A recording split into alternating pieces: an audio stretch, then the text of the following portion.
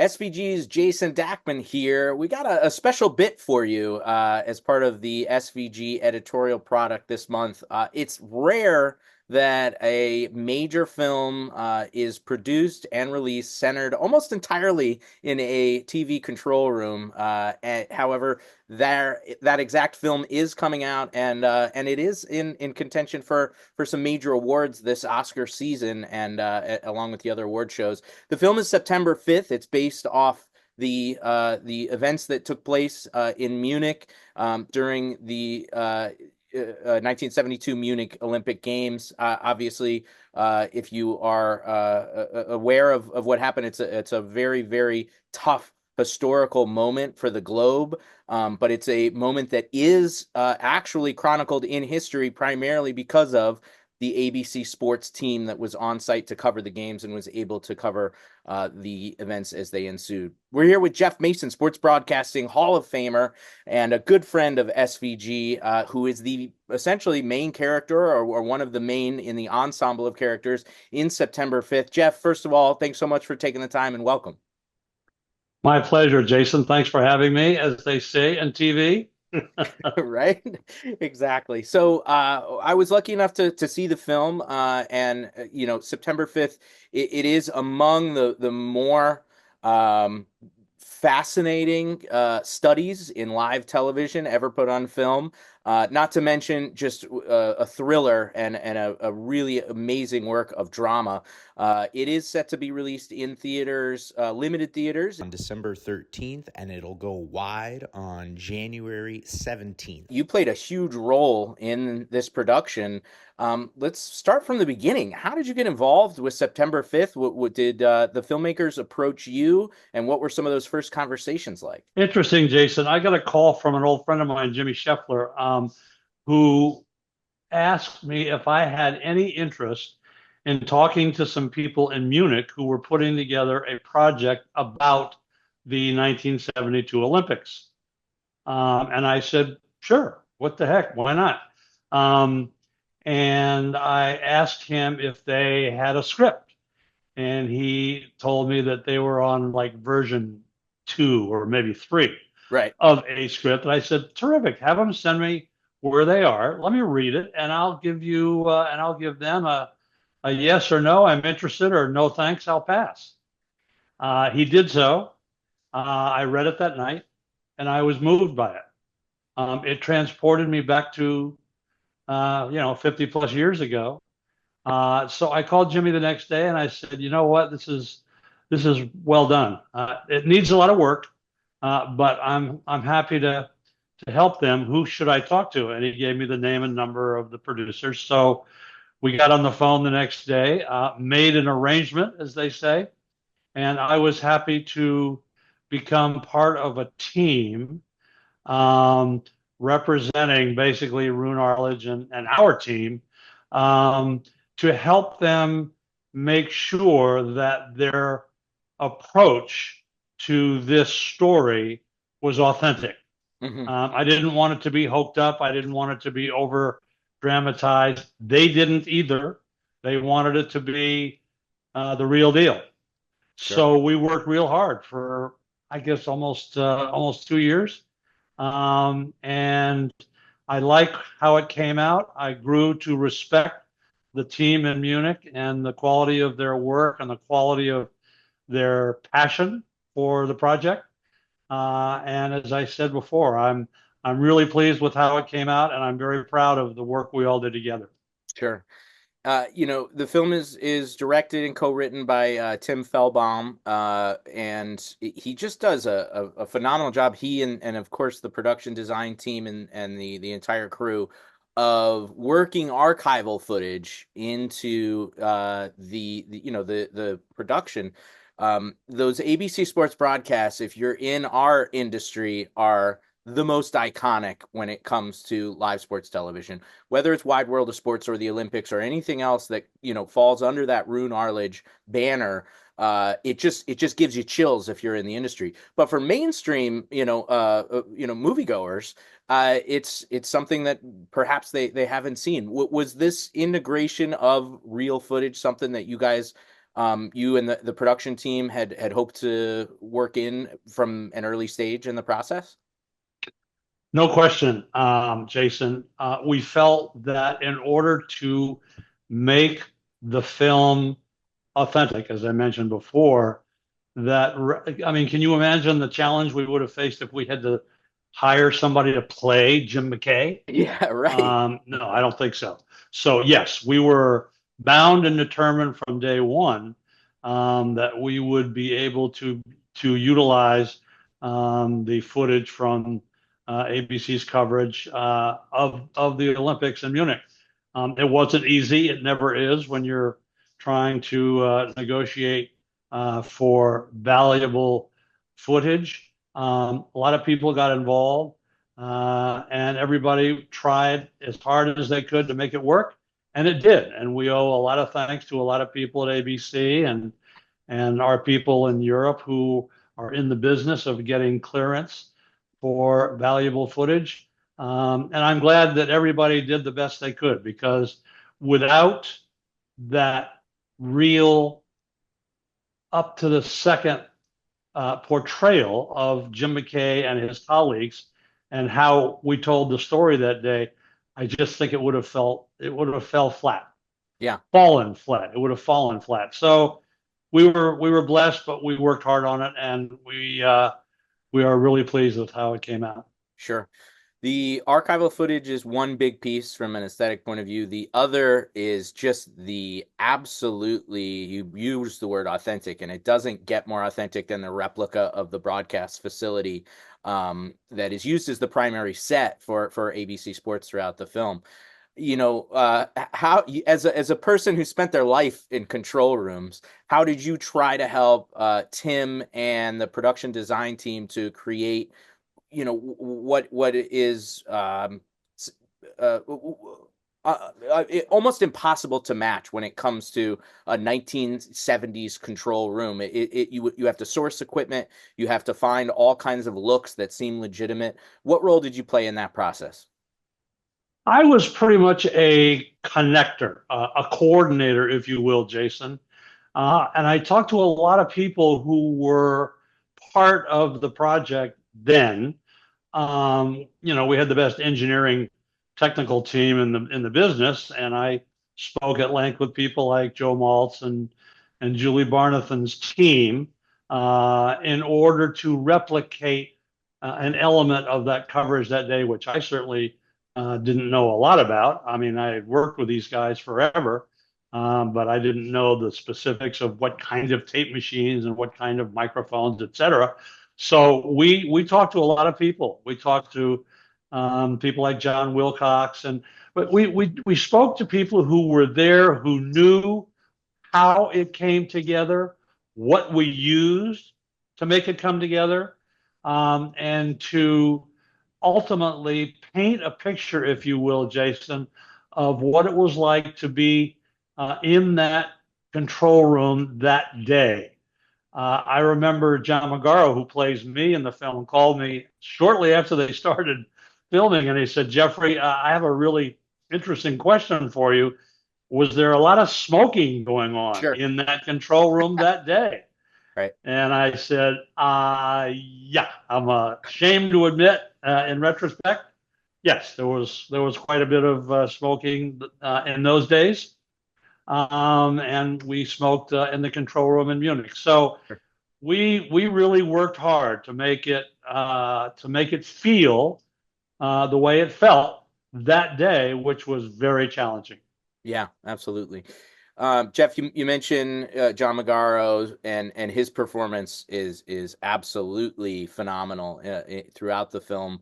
But tell me a little bit about the work that you did with him. Of course, he wasn't looking to do a caricature of you or anything like that, but he needed to know your motivation. He needed to understand where you and the rest of the crew were in terms of mindset on that day.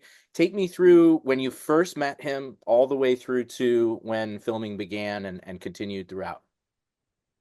I never met him during that period. I was here in the States. They were all shooting in Munich. I never went to Munich. They sent me rushes. Sure. several a week so that I could keep track of where they were, how they were doing it. And I had constructive criticisms along the way. I think the best answer to your question about John, whom I'm really proud of, he worked really hard uh, on this portrayal. He cared about it, cares about it, and he did a terrific job. We basically just two things. We had to get to know each other, Yeah. so we just spent a lot of time talking to each other about whom we are, what we care about. We have a common interest in sailing, for instance. He wanted to get to know me so he'd know how to portray me. Of course. And I respected that, and I enjoyed the process. Um, the other thing that we had to make sure that we did was to involve the people who actually knew how how to duplicate the feeling in a control room. And I Right. called my pal Sean McManus and Ken Agard, and I said, "Can you get our actors into the CBS control room on a weekend or two so that they can get a sense of the pace?" You know, I convinced everybody that the only thing that really matters when you're trying to portray what happens in a control room while you're on the air is to replicate the pace of it. Only by doing that can you give a sense of the tension and the pressure, etc. And Sean, got us into his control room for a couple of weekends, and the actors just really needed and took to that experience in a very positive way. And I attribute those weekends that they spent with my pals in the business, people like Agard and David Burson and Sean McManus, they learned whom we are, how we operated, how we felt, how we talked, how we moved, and that really helped them understand how to portray, how to tell that story. Sure. Yeah. And Sean obviously being Jim McKay's son, being present then, and then going on to become president of CBS Sports, chairman of CBS Sports, and now handing the baton to David Burson. He had certainly a lot of reason to make sure that this was as authentic as possible, and providing his control rooms during that time, I'm sure was a big differentiator. I have been really, really close to the McManus family for many, many years. Jim McKay and I were really, really close when he was active and working and being the best there ever was at what he did. And so we really wanted to make sure that we honored that role that Jim McKay played in the success of that presentation that day.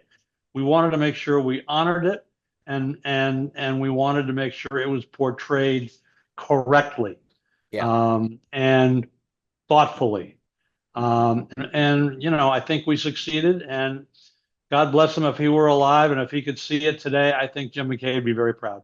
I absolutely think so. And again, the concept of when everyone sees the film, the original Jim McKay footage is in there, and doubles were certainly used for transitions and stuff, but that iconic moment, as well as so many other moments during the broadcast, are preserved and seen throughout the film. The Another, only doubles I think we used for McKay, or that they used for yeah, Jim McKay, occasionally you see the back of his head. And I right, know enough about the back of McKay's, what the back of McKay's head looked like. That yeah. was a stand-in. Yeah, right, exactly. Aside from, Jim, one of the more iconic, characters in the film is Rune Arledge. It doesn't get any bigger than that when it comes to sports television legends. What was some of the things, especially in the script development process and stuff, what were some of the things that you wanted to make sure got brought out from Rune, his strategy, his philosophy, the way he conducted a business and a broadcast? Rune Arledge was as complex a character as I've ever known. He was a genius, maybe one of the several geniuses I've ever met in my life. His instincts for presentation, for storytelling, for sharing the nuances of life. Um, His instincts were unmatched by anybody I've ever worked with. And so we needed to make sure that, we painted an accurate picture of him. And so I spent a lot of time talking to Peter Sarsgaard, who plays Rune and who does a really, really nice job, Absolutely. to try to make sure that we didn't paint a picture of McKay as just a professional who gets up and reads a teleprompter and does a very nice job and yada yada. I needed them to understand the depth of Arledge's not only ability, but passion for storytelling. And those of us that worked with Rune week in and week out in those days, that's what we did best. We Yeah. learned from him how to tell stories. And I wanted to make sure that Peter and his team truly understood. Rune was as preoccupied with some, important executive management stuff that day as he was with putting on a good show. Yeah. And for him to be able to lead us through step by step the unfolding drama of that day and take care of like the news executives in New York at ABC who wanted to take the coverage away from sports, get it over to news so that it could be properly done. He was in a lot of places that day. Yeah. So I think Peter did a really, really good job of understanding that, Rune was anything but robotic in how he gathered us around him to tell the story, but how we told the story. And I think Peter did a really, really nice job. Absolutely. Peter Sarsgaard just knocks it out of the park with the No performance question. there, and Ben Chaplin for Marvin Bader as well, Yeah. and the rest of the cast is absolutely phenomenal. I have to focus on one of the most important, I think, themes of the film, which is live television happens fast, right? And you guys were making decisions in the moment that went well beyond the playing field. How much was that a key in terms of creating the story process? There is a point in the film, and there will be no spoilers, but where you have to ask yourself, are we revealing a little bit too much right now in terms of the live broadcast? What is our responsibility as journalists? How much did that factor into developing the story of this film?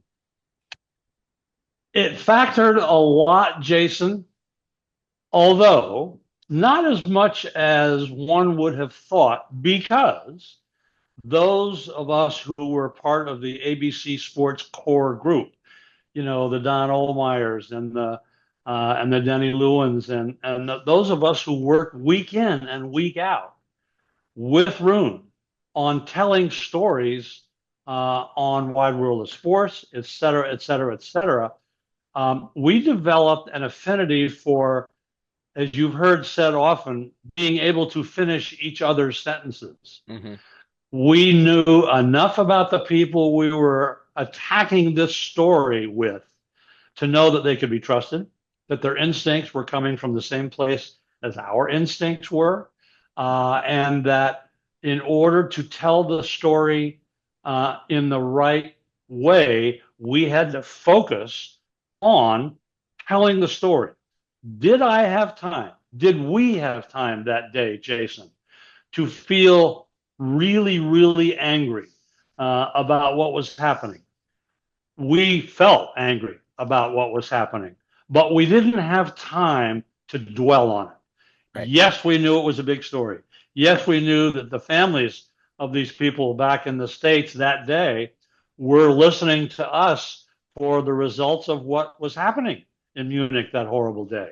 We knew that we had that responsibility, but the most important responsibility we felt that day was to make sure that we continued with the lessons we had learned week in and week out for the previous several years.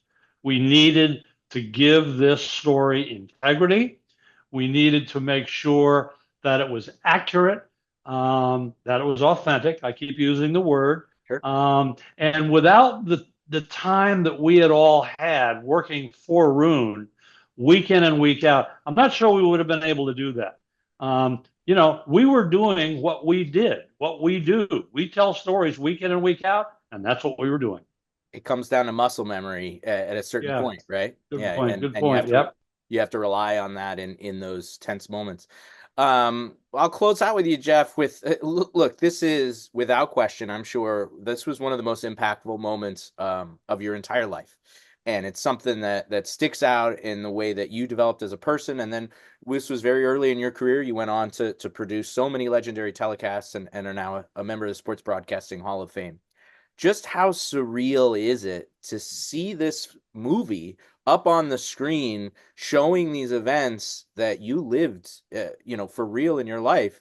I can't imagine, that it doesn't just take your breath away a little bit.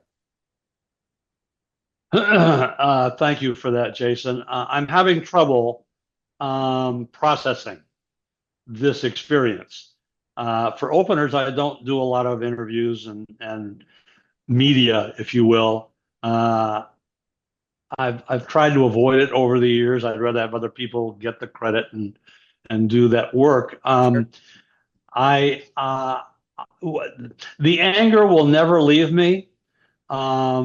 The sadness I will always feel as now, but I feel a strong responsibility to take the vision that my colleagues from Munich, whom you mentioned early on, Tim Feldbaum and those people, to make sure that their vision is promoted. Let's use the right word, uh, with with accuracy and with the appropriate emotional construct, so that people will want to see this movie.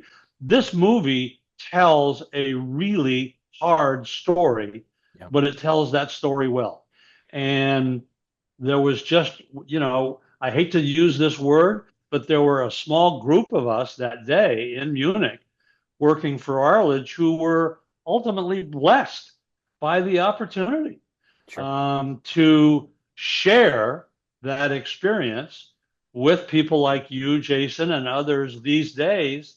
And while I would have very much preferred not to have had to do what we did that day so well, I am indeed proud and thrilled about the opportunity to share our experience in an intelligent and caring way.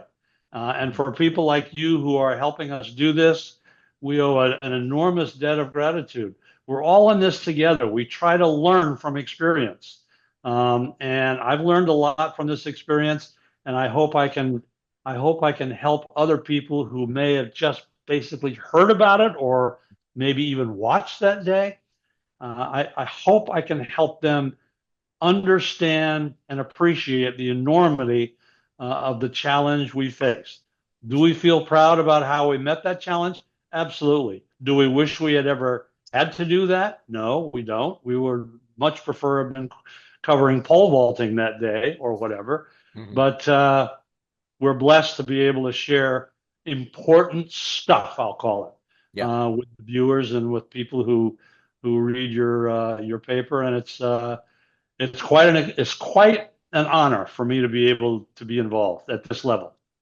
Well, of course, there's massive, socio-political issues that are shown in this film, but from a purely technical and purely, I'll say, sports TV geek aspect, it was amazing to watch the moment for moment, just way that everything played out, the way that you guys had to roll with the punches and figure out how to cover an event that was in no way expected, while also making sure that the integrity stayed in that control room was really impressive. So blowing a lot of smoke at you, but anybody who loves film, anybody who loves live sports, anybody who loves thriller, and anybody who wants to learn more about this just brutal day in global history, please check out September 5th. Again, as a reminder, it's opening in limited theaters on December 13th, and it'll go wide on January 17th. We've been joined by Geoff Mason. He's the main character in the film, part of a large arsenal of amazing characters and performances. Geoff, thanks so much for taking the time to talk about September 5th, and congratulations once again on getting the film made. Thank you again, sir. Coming soon to a theater near you. Stay tuned to sportsvideo.org for more coverage of September 5th. We'll go a little deeper into the production details and chatted with a few of the actors as well as director Tim Fellbaum about how they pulled this production off. Thanks so much for joining us. We'll see you next time.